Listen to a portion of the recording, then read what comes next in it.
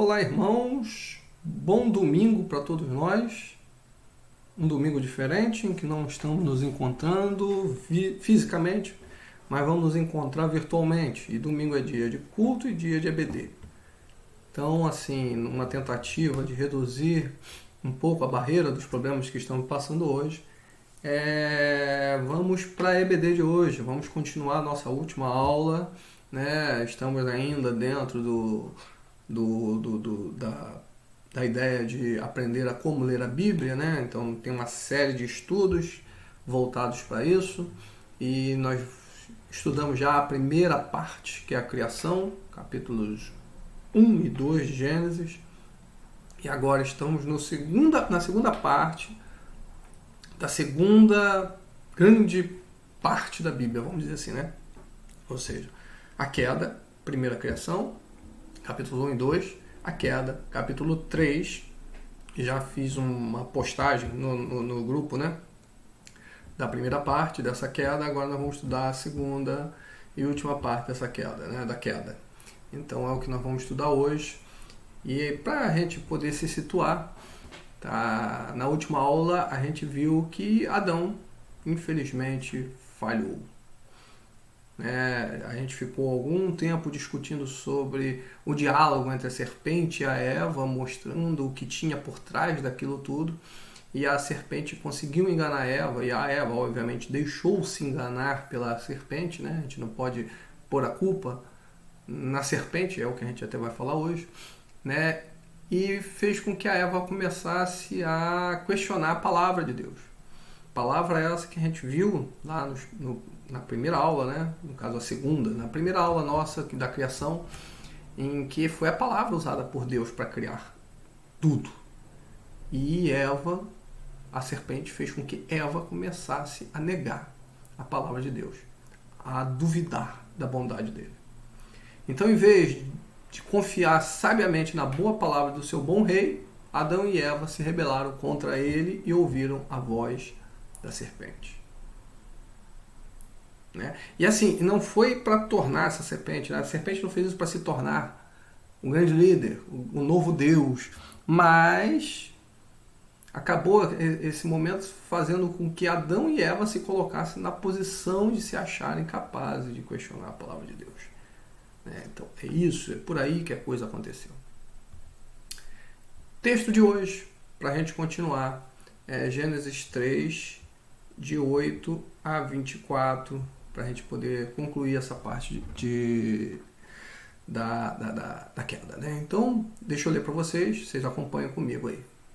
Ouvindo o homem e sua mulher os passos do Senhor Deus, que andava pelo jardim quando soprava a brisa do dia, esconderam-se da presença do Senhor Deus entre as árvores do jardim. Mas o Senhor Deus chamou o homem, perguntando: onde está você? E ele respondeu: ouvi teus passos no jardim e fiquei com medo, porque estava nu, por isso me escondi. E Deus perguntou: quem lhe disse que você estava nu?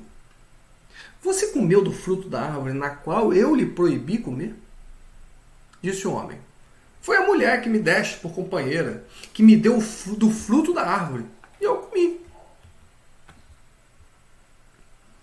E o Senhor Deus, então, perguntou à mulher: que foi que você fez? Respondeu a mulher: a serpente me enganou, e eu comi. Então o Senhor Deus declarou à serpente: já que você fez isso, maldita é você dentre todos os rebanhos domésticos e entre todos os animais selvagens. Sobre o seu ventre você rastejará, e pó comerá todos os dias da sua vida. Porém, inimizade entre você e a mulher, entre a sua descendência e o descendente dela. Este lhe ferirá a cabeça, e você lhe ferirá o calcanhar. A mulher, ele declarou: multiplicarei grandemente o seu sofrimento na gravidez. Com sofrimento, você dará à luz filhos. Seu desejo será para o seu marido, e ele a dominará. E ao homem declarou: visto que você deu ouvidos à sua mulher e comeu do fruto da árvore da qual eu lhe ordenara que não comesse, maldita é a terra por sua causa. Com sofrimento você se alimentará dela todos os dias da sua vida. Ela lhe dará espinhos e ervas daninhas, e você terá que alimentar-se das plantas do campo. Com o suor do seu rosto você comerá o seu pão, até que volte à terra, visto que dela foi tirado, porque você é pó e ao pó voltará. Adão deu à sua mulher o nome de Eva, pois ela seria a mãe de toda a humanidade. O Senhor Deus fez roupas de pele e com elas vestiu Adão e sua Eva. Então disse o Senhor Deus: agora o homem se tornou como um de nós, conhecendo o bem e o mal. Não se deve, pois, permitir que ele também tome do fruto da árvore da vida e o coma, e viva para sempre. Por isso, o Senhor Deus o mandou embora do jardim do Éden, para cultivar o solo do qual fora tirado. Depois de expulsar o homem, colocou a leste do jardim do Éden querubins e uma espada flamejante que se movia guardando o caminho para a árvore da vida. Bem, esse é o texto que mostra a queda, e nós vamos dividir o nosso estudo de hoje em 3 partes.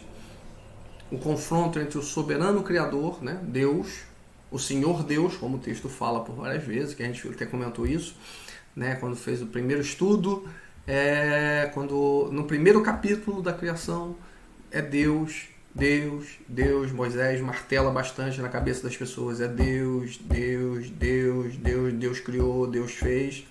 No segundo capítulo, em que ele vai falar mais precisamente da criação do homem, como que se foi e tudo, ele muda para o Senhor Deus, e aí ele continua nisso, demonstrando que esse Deus é o Deus sobre o qual nós devemos todas as coisas. Então, o soberano Criador, o Senhor Deus, e a criatura rebelde é a primeira parte. A segunda, a provisão divina para o pecado do homem, e por último, uma conclusão. Tá? Então vamos começar nesse confronto entre o Criador e o homem. E aí vamos pegar o primeiro trechinho lá, os versículos 8, 9 e 10. Eles falam: ouvindo o homem e sua mulher os passos do Senhor Deus, que andava pelo jardim quando soprava a brisa do dia, esconderam-se da presença do Senhor Deus entre as árvores do jardim. Mas o Senhor Deus chamou o homem perguntando: onde está você? E ele respondeu: ouvi teus passos no jardim e fiquei com medo, porque estava nu, por isso me escondi. Antes de começar no ponto que está aqui, né, eu quero destacar a beleza da relação que havia antes deste momento entre Deus e Adão. Né? Você vê, Adão ouviu os passos do Senhor andando no jardim onde ele morava. Né? Eles tinham uma comunhão, uma presença real com o Senhor. Mas vamos lá. Quando Adão e Eva se rebelaram contra Deus, eles se esconderam, sentiram culpa e ficaram aterrorizados diante da presença do grande rei. É interessante isso porque a gente terminou o último estudo falando sobre isso, né? Sobre a vergonha. Né? Quando a gente comete um pecado, eu acho que a primeira grande reação é a vergonha por ter feito aquilo, e é a reação deles. E o interessante é que o fato deles, entre aspas, conhecerem o bem e o mal, só fez com que eles ficassem mais aterrorizados com a presença do rei. Né? Então, assim, eles se sentiram culpados por terem feito, ficaram com medo, amedrontados e se esconderam da presença do grande rei. Mas continua, né? Disse o homem: foi a mulher que me deste por companheira que me deu o fruto da árvore, e eu comi. O Senhor Deus perguntou então à mulher: que foi que você fez? Respondeu a mulher: a serpente me enganou, e eu comi. Você vê, quando confrontado por Deus, o homem culpa a mulher. Ela culpa a serpente.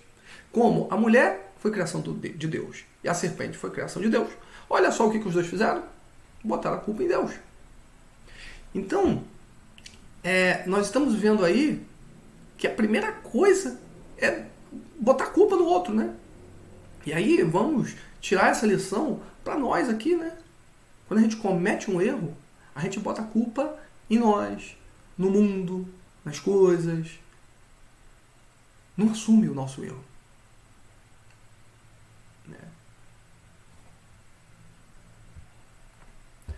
Mas vamos lá. Ambos culparam a Deus. Adão acusa a mulher, aquela que Deus lhe deu como companheira, e por quem Deus é, portanto, responsável. Eva culpa a serpente, que é uma criatura de Deus e por quem Deus também é responsável. No entanto, os seres humanos é que são responsáveis pelo que fizeram. Não é porque a serpente enrolou, engabelou, né, a Eva, e a Eva comeu, que a culpa era da Eva. Bastava a Eva não comer. Não tem isso de transferir a culpa. Não tem isso de transferir a culpa.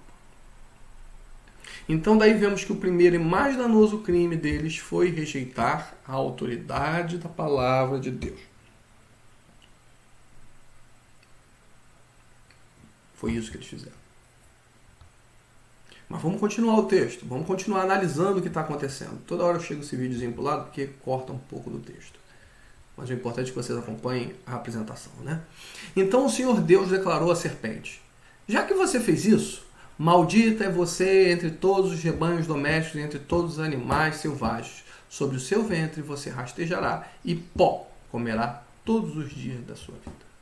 Então, a partir daqui, o texto vai revelar o juízo de Deus sobre essa desobediência. Tá? Então, do 14 em diante, é o juízo de Deus. A condenação e o julgamento de Deus foram rápidos e afetaram cada elemento de sua bênção. Então, Deus estava ali andando, viu que não estava achando ninguém, perguntou: cadê vocês? Eles estavam se escondendo. Ali mesmo começou o juízo de Deus. A serpente é amaldiçoada. Ela é mais amaldiçoada que todas as outras criaturas. A maldição da serpente é o veredito final que não permite redenção, pois o amaldiçoado, ou seja, Satanás, que é a serpente, tem de ser separado para sempre da presença de Deus, nesta vida e no mundo por vir. Existe um destaque para ela. E a gente continua, que é interessante essa parte aqui, ó, que é do proto-evangelho, essa é a palavra que eu aprendi aqui. Porém, inimizade entre você e a mulher, entre a sua descendência e o descendente dela. Este lhe ferirá a cabeça e você lhe ferirá o calcanhar. Né? Então, você vê, em Gênesis 3, nós estamos no 3º capítulo, nós já temos o Evangelho aparecendo, uma visão, um vislumbre do que seria o Evangelho. Está sendo dito aqui. Olha só, a inimizade entre a descendência da serpente e a descendência da mulher prenuncia o conflito entre Jesus e Satanás. Aqui nós já estamos vendo a primeira imagem da luta de Jesus por Satanás. Olha só, vamos ver. Vamos analisar algumas coisas aqui. Olha só, Gênesis 3,15, né? Porém, inimizade entre você e a mulher, entre a sua descendência e o descendente dela. Este lhe ferirá, o descendente dela lhe ferirá a cabeça e você lhe ferirá o calcanhar. Prestaram atenção? Agora vamos ver, Romanos 16:20. Em breve, o Deus da paz esmagará Satanás debaixo dos pés de vocês. A graça do nosso Senhor Jesus seja com vocês. Deus, Novo Testamento, lá em Romanos, está afirmando que Deus esmagará Satanás sob os pés dos cristãos. Debaixo dos pés de vocês. Este lhe ferirá a cabeça e você lhe ferirá o calcanhar. Mas isso não acaba aqui não. Olha só. Gálatas 4:4. Mas quando chegou a plenitude do tempo, Deus enviou seu filho, nascido de mulher, nascido debaixo da lei. E o nosso texto, quem está lendo aqui, porém inimizade entre você e a mulher, entre a sua descendência e o descendente dela. Este lhe ferirá a cabeça. O filho de Deus, o descendente dela, o descendente de Eva, nasceu de uma mulher, né? Ou seja, o filho de Deus nasceu de uma mulher. É descendente dela.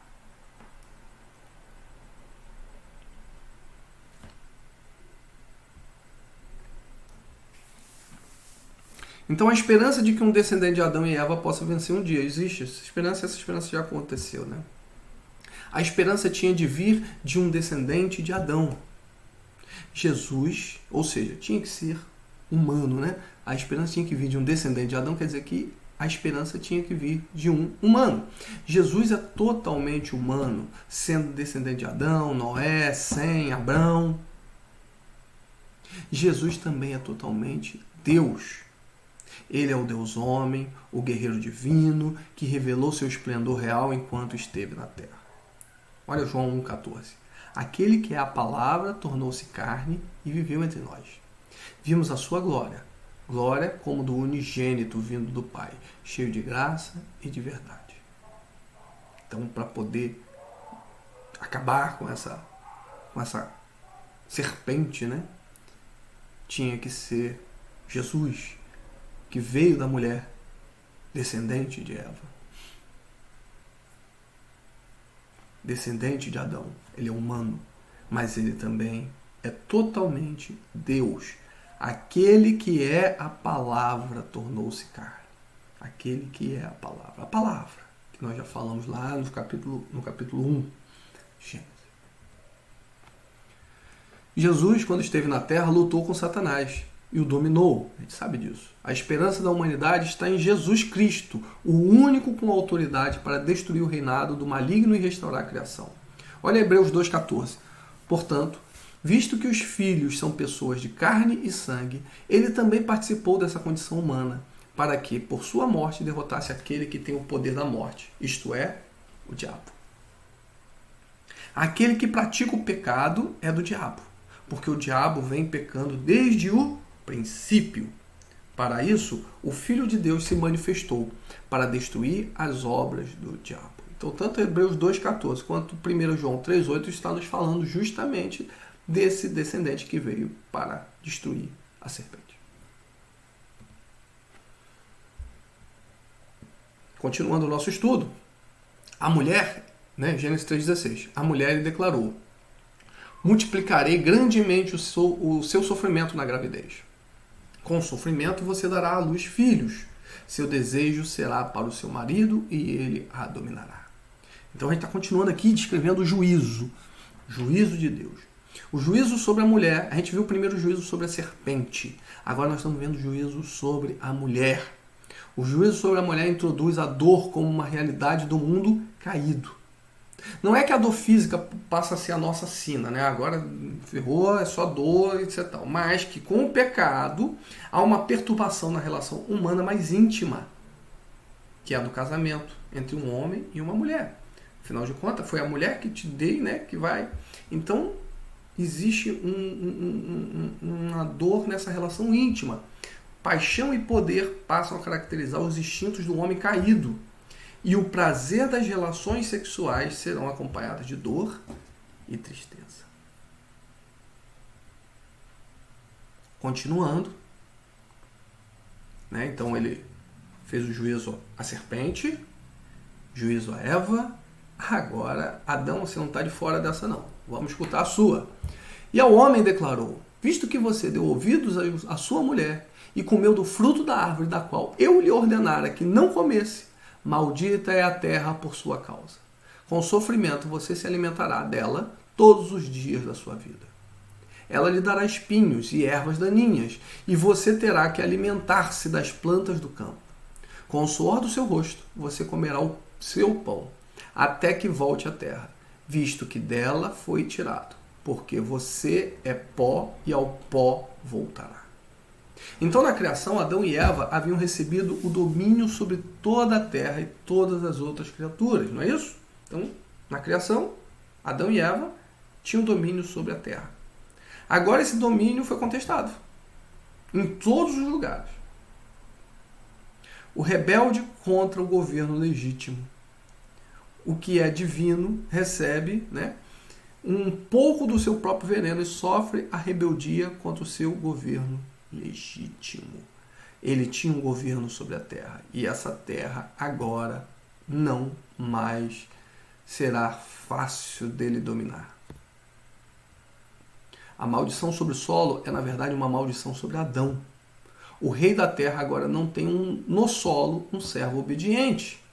A liberdade de comer do fruto de todas as árvores do jardim é substituída pela luta para fazer a terra produzir o necessário pão de cada dia. Então Adão tinha o Éden com frutas que ele podia comer à vontade, exceto uma. Ele poderia comer à vontade. Só não podia comer de uma. Preferiu experimentar essa única uma. Ele sabia o que era bom, o que era ruim, e ainda assim ele foi para o lado do ruim. Agora, ele perde essa liberdade de comer do fruto de todas as árvores e agora ele tem que lutar para fazer a terra produzir o necessário. As plantas crescem com dificuldade, geram ervas daninhas. Os espinhos simbolizam a dureza da existência humana e da fragilidade humana em responder aos desafios da natureza. O domínio sobre a terra não vem com facilidade. Está associado ao suor e o retorno não é, em geral, tão grande quanto o esperado, né? A pessoa, às vezes, passa produzindo, né? Cultivando a terra de tudo quanto é jeito, colocando isso, e quando vai ver, produz muito menos do que se planejava, porque não choveu o que queria que chovesse, porque a terra não respondeu do jeito que queria. É assim na agronomia. Não é tão fácil. O fim do homem é alimentar a terra, voltando ao pó do qual veio. Olha que interessante isso. Pois a existência humana é mais incerta. Fator morte. Ou seja, agora o homem que veio do pó tem que alimentar a terra, né? Alimentar esse pó para poder gerar o que ele pode comer. Sob a pena de não conseguir sobreviver e morrer. Porque a sua existência agora se tornou incerta. Vamos para a segunda parte, né? A provisão divina para o pecado do homem. Vamos ler de novo, reler, né? Gênesis 3, de 20 a 24. Adão deu à sua mulher o nome de Eva, pois ela seria mãe de toda a humanidade. O Senhor Deus fez roupa de pele e com elas vestiu Adão e sua mulher. Então disse o Senhor Deus: agora o homem se tornou como um de nós, conhecendo o bem e o mal. Não se deve, pois, permitir que ele também tome do fruto da árvore da vida e o coma, e viva para sempre. Por isso, o Senhor Deus o mandou embora do jardim do Éden para cultivar o solo do qual fora tirado. Depois de expulsar o homem, colocou a leste do jardim do Éden querubins e uma espada flamejante, que se movia, guardando o caminho para a árvore da vida. Então aqui o que estamos vendo bem claramente?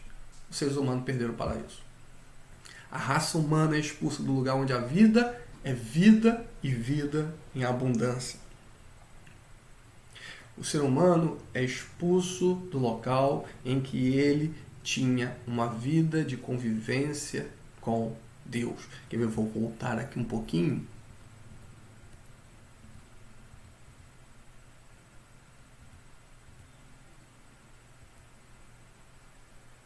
Ouvindo o homem e sua mulher os passos do Senhor Deus que andavam pelo jardim quando soprava a brisa do dia, esconderam-se da presença. Essa convivência, isso foi a grande perda do homem. Ele é expulso do lugar onde a vida é vida de verdade. Daí em diante, o que os seres humanos chamam de vida é existência meio à morte. O que nós chamamos hoje de vida é período em que estou aqui até a minha morte. Mas nós temos que saber que viver é viver em comunhão com Deus. Do jeito que Adão vivia lá no comecinho, lá no Éden. É o que nós tentamos fazer aqui hoje. Quando a rebeldia destrói essa comunhão, a sentença de morte é executada. Você perde esse direito de convivência. Essa vida e vida em abundância. No entanto, não é destruição imediata. Isso é que é maravilhoso, né? Quando a gente lê, né? Você é condenado à morte, aí mata Adão. Não, não é assim. A raça humana, apesar de morta, ou seja, de perder essa vida em comunhão com Deus e viver agora meio à morte e à destruição, a raça humana, apesar de morta, multiplica-se e prossegue, de algum modo, portando a imagem de Deus. Meio a tudo isso, cada ser humano que existe sobre a face da terra, ele porta a imagem de Deus. A graça de Deus permite que a raça morta exista para que um propósito maior se cumpra nela. Essa continuação da raça prenuncia o fato extraordinário de que, pela bondade de Deus, a humanidade está aqui para ficar. Vamos à conclusão, então. As conclusões. O propósito supremo de Deus para o seu reino é que ele não retirará o seu amor do universo caído. O pecado da humanidade resultou na confusão de todas as relações entre Deus e a criação e entre todas as criaturas. Todas. Todas. Não foi só o homem, não foi só Eva, não foi só a serpente, mas todas as criaturas. Essa relação com Deus ficou confusa. Deus ainda é soberano e mesmo a rebeldia humana jamais frustrará o seu propósito. Você pode fazer o que você quiser da pior forma possível. O propósito de Deus nunca mudará. Ele é soberano. Esse governo soberano de Deus no universo caído precisa ser encarado de forma diferente do reino de Deus.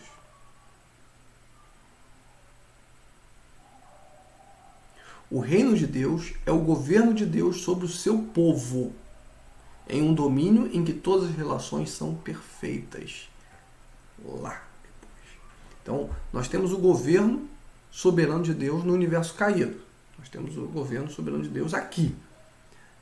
Mas não é a mesma coisa do reino de Deus. O universo caído é exatamente o oposto do reino.